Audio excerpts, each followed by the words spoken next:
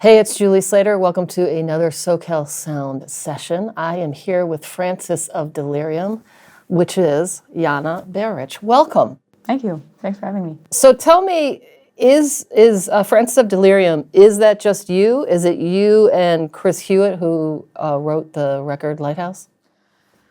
What a great question. What's happening? Are you solo? He doesn't tour with you, I heard? No, he doesn't tour with me. He's like my main collaborator. I guess Frances of Delirium is me, but then it's also this whole world around me as well. Not around me, that sounds a little bit egocentric.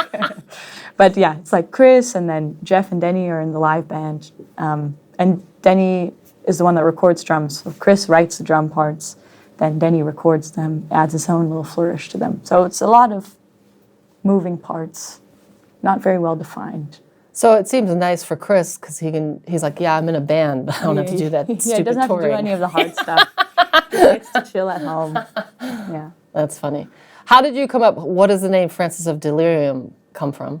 Well, I wanted to make a band because I wanted to participate in a Battle of the Bands back in 2019. Is that how you and Chris got together, about the Battle of the Bands? Chris kind of ran a School of Rock type situation in Luxembourg because he wanted his kids to play music, but there was nowhere for them to really play like rock band music with other kids. And so he sort of set up this thing so that they could play live at venues around Luxembourg. One of my friends was playing with them, and then she was like, hey, you sing, why don't you come and join? And then that's kind of how I got involved in that. But the name, Frances of Delirium, I was like in the car trying to come up with names with my parents. And there was this woman called Frances at my grandparents' old folks' home. She would always like yell and swear at us. And so that's where the Frances came in, and also where the Delirium, I guess, kind of came in. Now it's like maybe there's some kind of delirium on stage taking over. Does anyone call you Frances? Oh, lots of people. I get lots of emails. Hi, Frances. Yeah. That's very funny. All right, we got to talk about where you live, Luxembourg. Mm-hmm. Can you describe, we're going to maybe post up a map right now so people can see where it is. I definitely was like, wait, where is this? And I had to Google it. Where is it in Europe? It's in Western Europe, right? Yeah, it's like in the middle of Belgium, Germany, and France. And so it takes like 30 minutes to drive to the Belgian border. I can like bike to the border, which takes like an hour. You know, it's a very small little country. I think there's also an article about how you can walk from end to end in a day. Oh, that's funny. And is it mostly rural? Yeah, it is mostly rural. The south is like more industry stuff. There was, I think, like coal. I don't know. Don't quote me on that. But there's like Luxembourg City is the big city, and then you've got some smaller ones, and then some towns up in the north. But it is mainly rural and forest and stuff like that. How long have you been living there? Because you've gone all over. You've lived in Canada, Germany? I lived in Canada, Switzerland, Belgium, and Luxembourg. And what was the question? Just how long have you been in Luxembourg, and like what draws you to stay there? Well, my parents' apartment draws me to stay there. You're like, I get to live here. Yeah, that's great. And I've been there since I was 13, and now I'm 22, so 9 years. Wow. Yeah. That's so great that you're 22 on tour. What does it feel like staying in such a small place to travel the world and like even being in Los Angeles? You said you've been here once before? Yeah, we did a tour in 2022 in the US. I feel like it's really necessary to just like get to go out of like the small town, small country, and just get to be out exploring stuff. Feels really exciting. Have you found a favorite city in the US? I mean, obviously besides Los Angeles. I don't know. It's really tough. It's a tough one because I feel like I try to see as much as I can. At least like the 2022 tour I did. Now this tour, it's just like, okay, get enough sleep and make it to the venue. So I feel like I don't get to see the really cool parts of the city. I see around the venue. I mean, you're in Northridge. It's like one of the coolest places in Los Angeles, everybody. We could put like a sound effect in there, like, ha, ha, ha. Kidding. I know the boys, no, this is not in the U.S., but the boys really liked Vancouver in Canada. Yeah, I haven't been there. I've heard really nice things. But we also had time to explore there. We got bikes and bikes around the city, so that also helps. Yeah, if you bike in LA, you might get hit by a bus.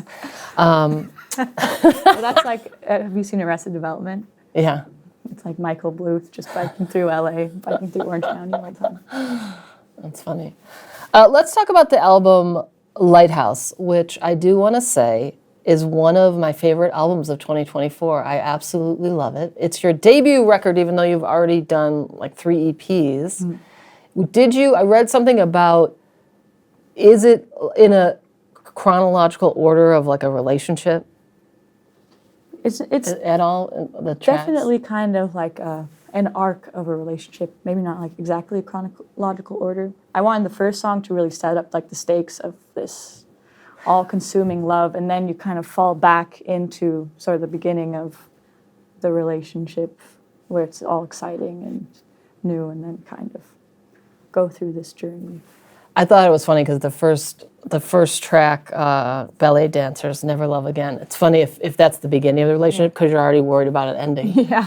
Which I wonder how many of us do that with anything. But that one I wanted more, not even to be like the beginning of the relationship, just kind of to set the stakes of like, wow, this is really, feels really important.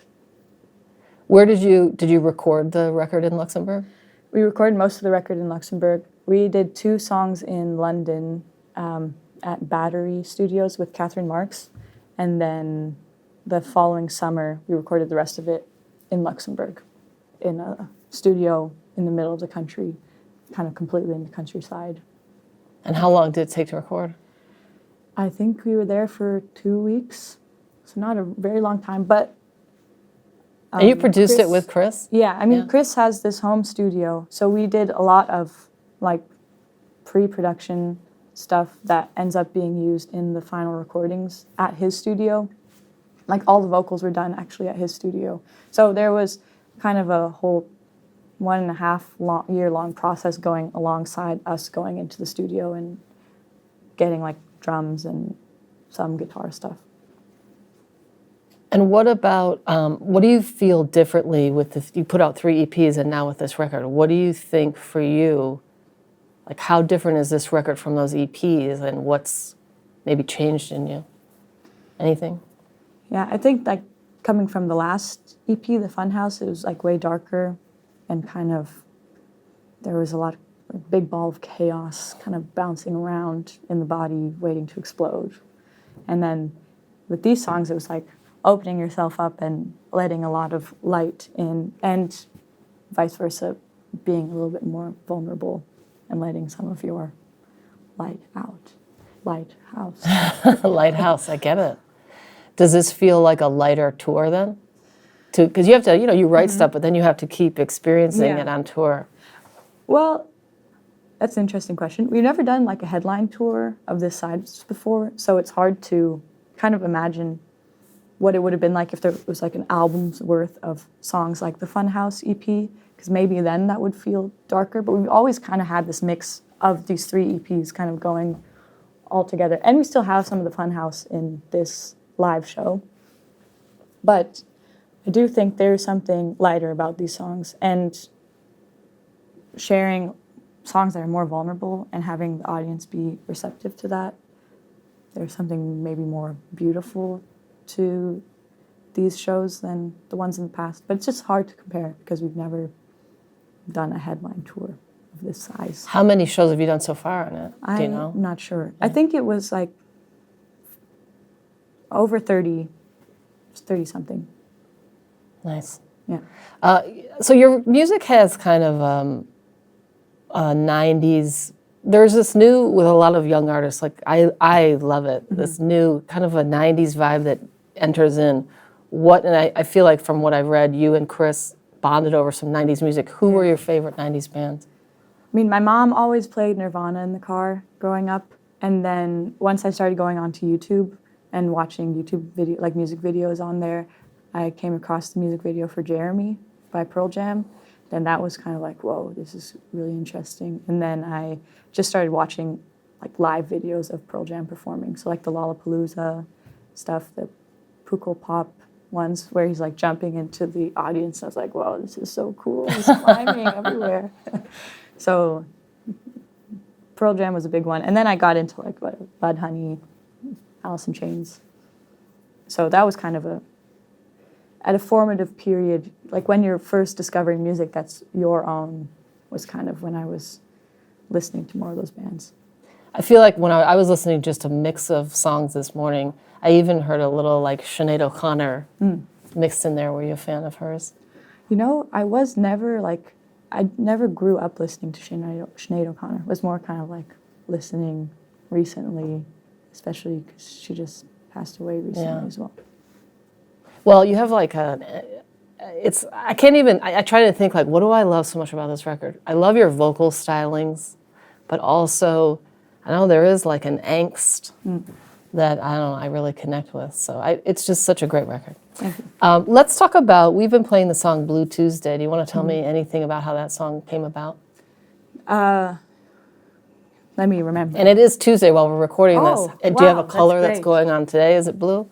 Yeah, I guess it's blue. You have blue on. I have blue too, accidentally. Yeah. And there was like some blue on the carpet in there as well. Blue Tuesday was, I'm trying to think about when, Chris and I have this setup where he has this vocal booth in his house.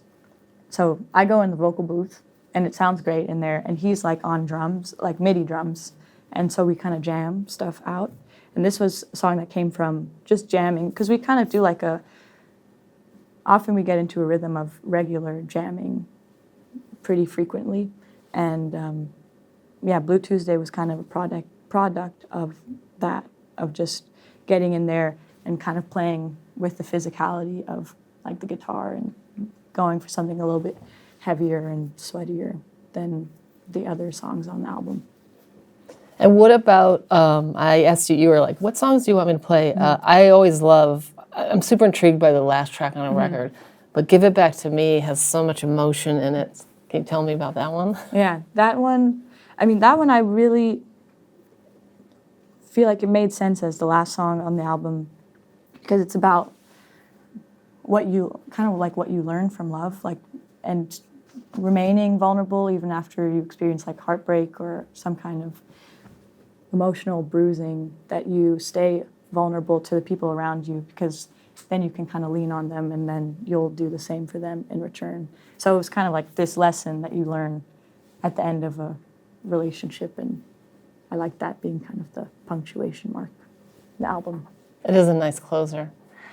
Thank you so much for popping by. I know you had a little bit of time. I know you just drove here from San Francisco. You got a show tonight at the Rocket Lounge. Oh, I'm sweating. I've got a sweaty upper lip over here. The new album is Lighthouse, Francis of Delirium, Jana Beric with us. Thank you for coming Julie by. Slater. Yes, thank you. And I'm super excited to see you perform also with a full band tonight. Yeah. So Thanks have a for great having show. me. Yep. Thank you.